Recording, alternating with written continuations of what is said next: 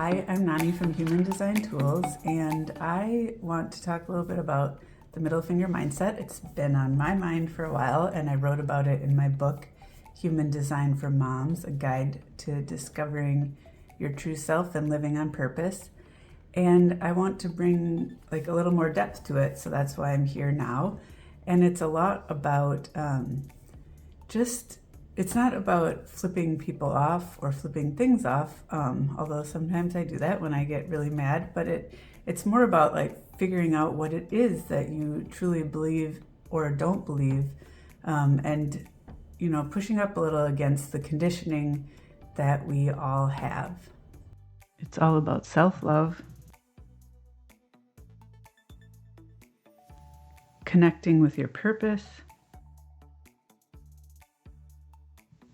and utilizing your personal power.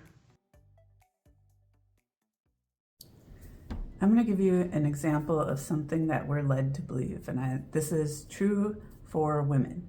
We are led to believe that our faces need to stay the same as they were when we're 20 by the time we're 50, 60, maybe even 70, I'm not sure. But I wake up each day and just from here up, in my face alone, I have to worry about is my hair curly? Is my hair straight enough? Is my hair thin enough? Is my hair thick enough? Is it short enough? Is it cut right? And then you move down into your forehead, and I'm very expressive, but that's probably bad to have wrinkles on your forehead or here. I'm a generator, so I get frustrated. And having wrinkles here is bad, even though I have them there because I like to smile. And you can also look at your skin, and do we have enough color, and do we have enough our eyebrows big enough or small enough for the right shape. Or then you can move down. I've been asked if I'd like to have my mustache waxed off, and so we have hair on our face that we have to worry about, and a certain way that our lips are supposed to look, or our teeth. And probably even what is coming out of our mouths.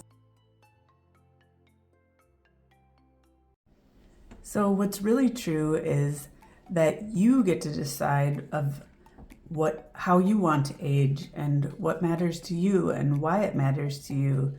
And you can put aside what you're being told you should be, and you can use your human design strategy and authority to decide what you're actually going to think and care about.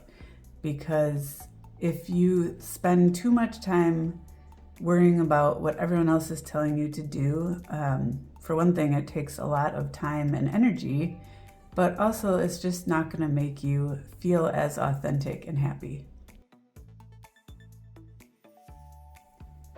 All you have to do is start to notice what you really want to be thinking about. And honestly, you could start from your head down, because we have so many thoughts. I think I wanted to share all those things about what we think about just from here up, because we think about more things going down our body, but that's just one thing. That's just our body.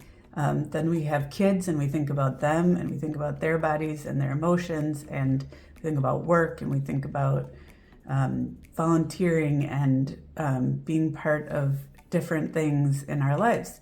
And so all we have to do to start is start in one place and start with one thing to just be aware of why you're even thinking about all those things, and then think about one thing, and you can stop something that you are doing that you don't want to do anymore, or you can keep what really makes you feel good and just be in a knowing that you're the one who chose that.